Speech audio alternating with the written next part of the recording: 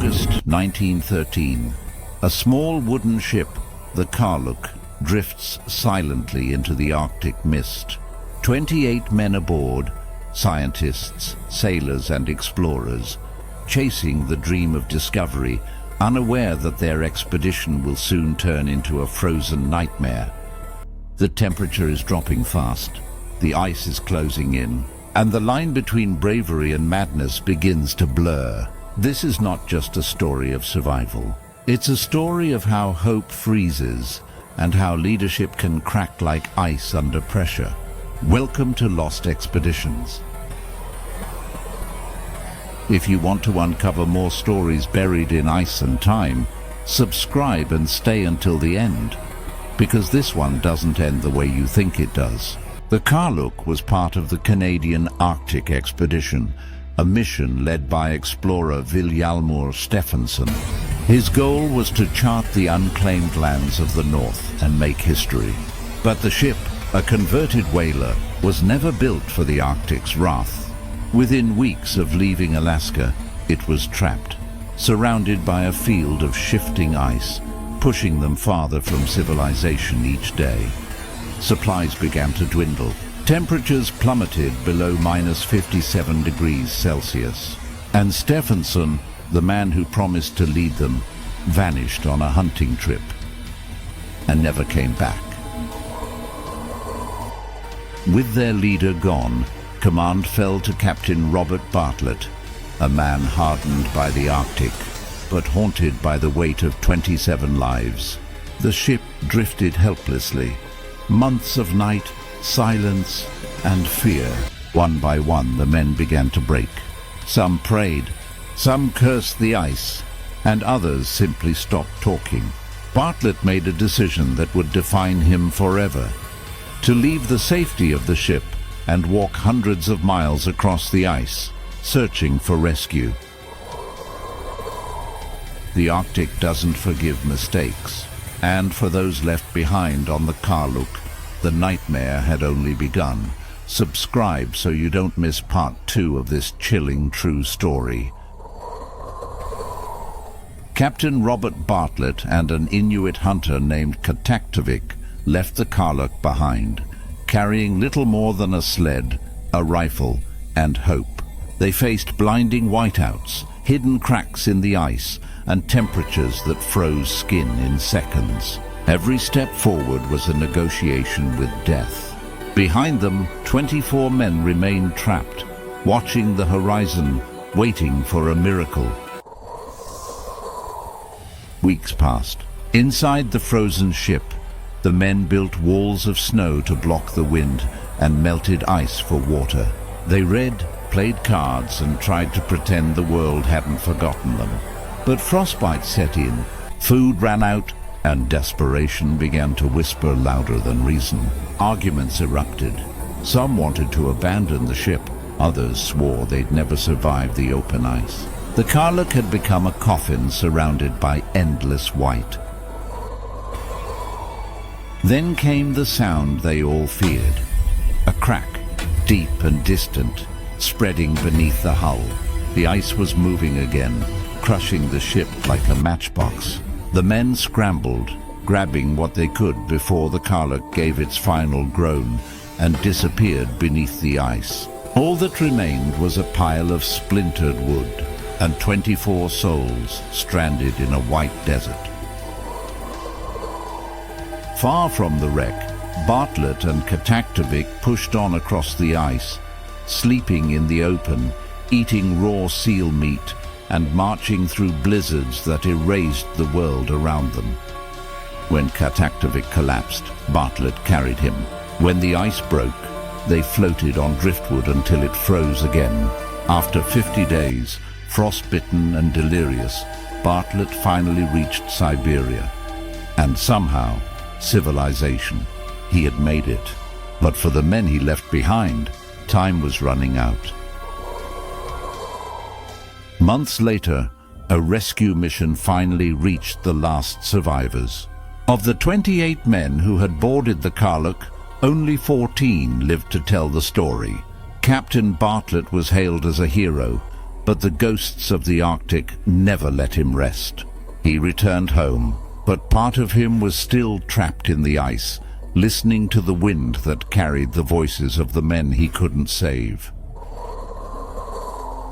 The story of the Karluk is more than a tragedy. It's a reminder that in the world's most desolate places, survival isn't about strength, it's about faith. If you felt the chill of this journey, subscribe and stay tuned for the next expedition, because the Arctic still holds secrets yet to be found. As the Karluk groaned under the crushing weight of the Arctic ice, panic rippled through the crew. The once proud ship was now a fragile shell, trapped in an ocean of frozen glass. Every creak sounded like a death sentence. Captain Bartlett stood on deck, his breath crystallizing in the bitter wind, knowing the inevitable was near. A thunderous crack split the silence. The Karluk's hull gave way. Ice tore through her sides as if made of paper. Men scrambled, shouting into the white void, salvaging whatever supplies they could before the ship sank beneath the ice. Within minutes, the Karluk was gone, swallowed whole by the Arctic. Now, stranded on drifting ice floes, the survivors faced a new terror, the endless cold. With tents made of sails and rations dwindling, the Arctic became their prison. The compass meant nothing here. The only direction was survival. Captain Bartlett took command of what was left. He divided the crew, rationed food, and plotted a desperate journey across the ice toward Wrangel Island. He was not only their leader, he was their last hope. For weeks they dragged sleds through blizzards and shifting ice. Frostbite claimed fingers and toes. Some men collapsed, never to rise again. The Arctic showed no mercy, and yet they pressed on, step by agonizing step. As hunger and exhaustion grew, divisions formed. Some men defied orders and broke away, believing they could find safety on their own. None of them would ever be seen again. With only a few men left, Captain Bartlett made the boldest decision of all. He would leave the camp and cross hundreds of miles alone to reach help. "If I do not return," he said, "tell them we tried." And with that, he vanished into the storm. Weeks turned into months. Those who remained waited, listening to the wind howl like voices of the dead. Supplies ran out. Frostbite turned to infection. The Arctic didn't just freeze, it devoured. Then, against all odds, a distant sound. Footsteps. Bartlett had returned with the rescue team. The survivors wept as ships appeared through the mist. They had endured what few could even imagine. Only 14 men survived the Karluk disaster. The Arctic had claimed the rest. Bartlett was hailed as a hero, but he carried the weight of every lost soul. The expedition's dream had turned into a frozen nightmare.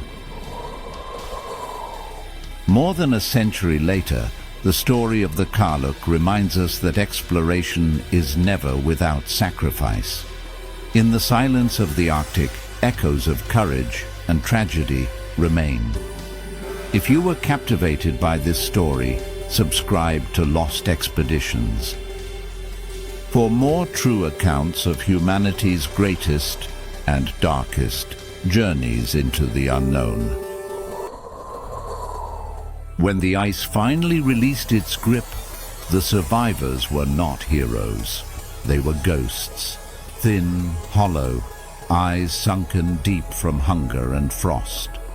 Each step toward land was a battle, not against the Arctic anymore, but against their own breaking bodies. The Karluk was gone, but the story of its people, of endurance, leadership and sacrifice, was just beginning to echo through time.